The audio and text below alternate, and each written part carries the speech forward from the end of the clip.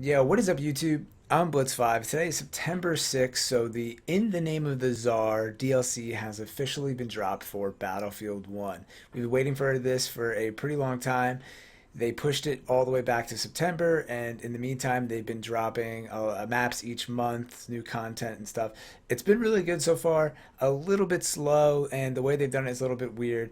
But this is the big update we've all been waiting for, the big DLC. So let's go through, see what's going to be into the game, and then I'm going to download this onto my Xbox and play it tonight, and then I'll make a video talking about all the new maps and stuff like that. So if you're into Battlefield 1 content, come back to my page or watch me play at twitch.tv/blitz5 and friends.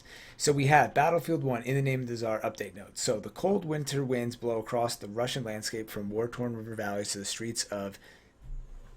Come on, man. Bruh. The two factions in the Russian army face off in the Russian Civil War, Battlefield 1. In the Name of the Tsar brings new maps, a new mode, and more weapons, vehicles, and a slew of fixes to Battlefield 1. Joji Inderwood, the Lund. Alright, bruh. There's a train. Trains are coming.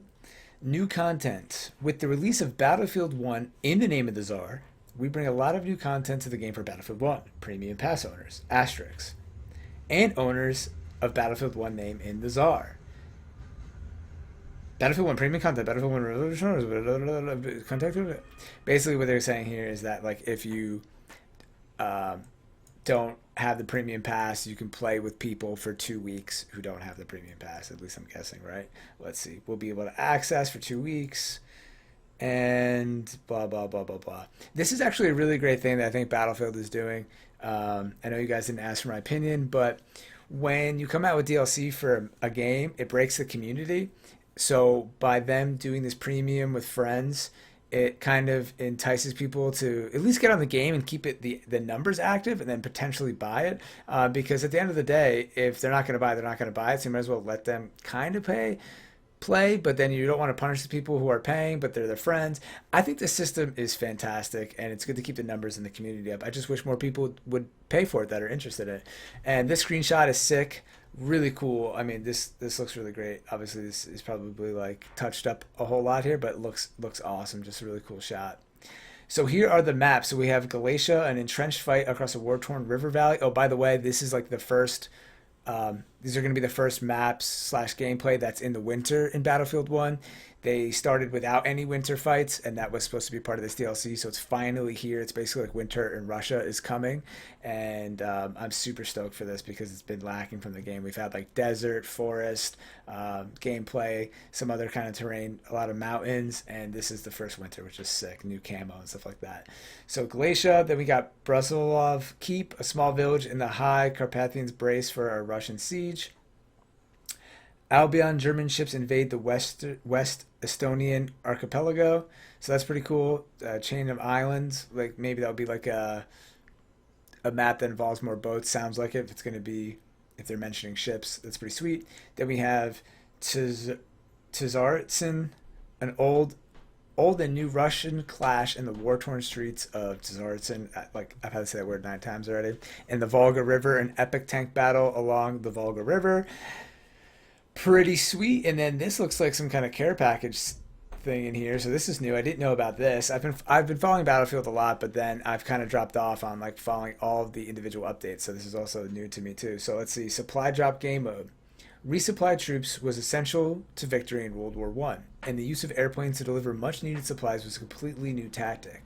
In the new supply drop mode, airdrops will appear periodically, and your team must defend the drop location to recover those supplies. The team that recovers the most supplies at the end of the match wins. That's pretty sweet.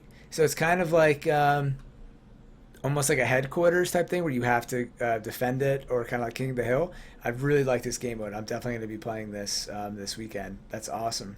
Then we have 2 new operations. It looks like this is the Brussels Offensive and the Red Tide, the Russian Red Army, and the White Guard clash in the Civil War during 1919. Wow, crazy. I know it's World War One, but sometimes I feel like I'm playing a World War Two game because of how many automatic weapons and stuff there are. So it's crazy to think 1919. Wow, like 100, almost 100 years ago. So we have the new factions: the Russian Empire's White Guard, the Red Army. Super stoked to play as the Russians. This looks like a sick helicopter here with like, I mean, helicopter, bruh. plane with like bombs on the top. This looks nuts. Definitely excited for that. Except for it's super hard to get any kills with the machine gun. So we have vehicles. We have the Petula Garford. Is that Garford? Yeah, Garford. Yeah, yeah, it is. Come on, dude. Y Fighter 3. This doesn't mean shit to me. The cavalry unit. Come on. Put some pictures in. Then we have new weapons. In the Name of the Tsar comes with a plethora of new weapons. Assault Model 1900. They have an SMG 0818. Never heard of it. And then for the medic, there's a FA automatic rifle, a General Lu rifle. Support, we have a new machine gun, Prino Model 1908. The Scout, 2 new snipers. Shibby. Then we have a tanker pilot. This is for when you are the tanker or the pilot. That's a C93 carbine.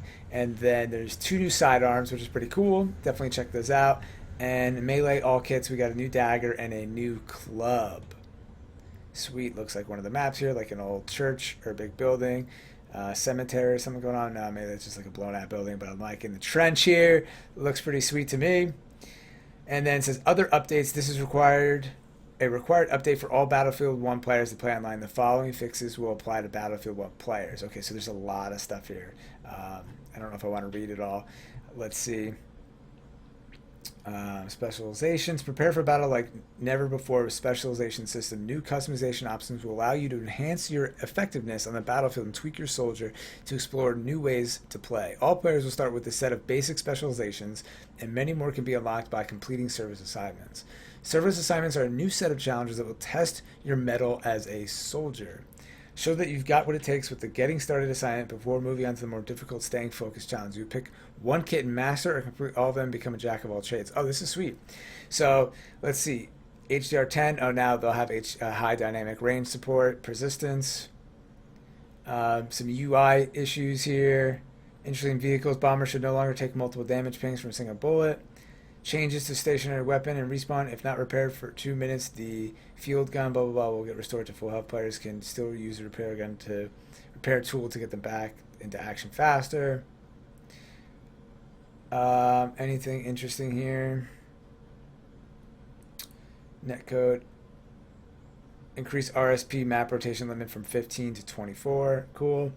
And awesome. So really excited. I guess the biggest updates here are this service assignment and specialization. So I'll play with this, then make an update video for that. The new weapons, 2 new factions. Supply drop is probably one of the coolest things added into the game. And the most important is the 1, 2, 3, 4, 5 new maps, because without the new maps, the game gets a little stale. We've been playing it for almost a year now. So anyway, super excited to check this out. I feel like Battlefield 1 and DICE, they've been doing a great job with this game. The community's been really good. Hopefully there'll be some ranked coming in soon. The platoons, all the stuff, really great job. And yeah, so if you're still playing Battlefield 1, definitely feel free to hit me up if you're on the Xbox One. If you're not playing Battlefield 1, also feel free to check it out. It's a fun game to kind of watch playing. It's really like... the graphics just look amazing. It's like a movie when you watch it being played. There's so much stuff going on, things exploding. So it can be fun to watch as a third-party viewer. Again, you can view me at twitch.tv/blitz5 and friends, or you can catch me on YouTube at youtube.com/blitz5.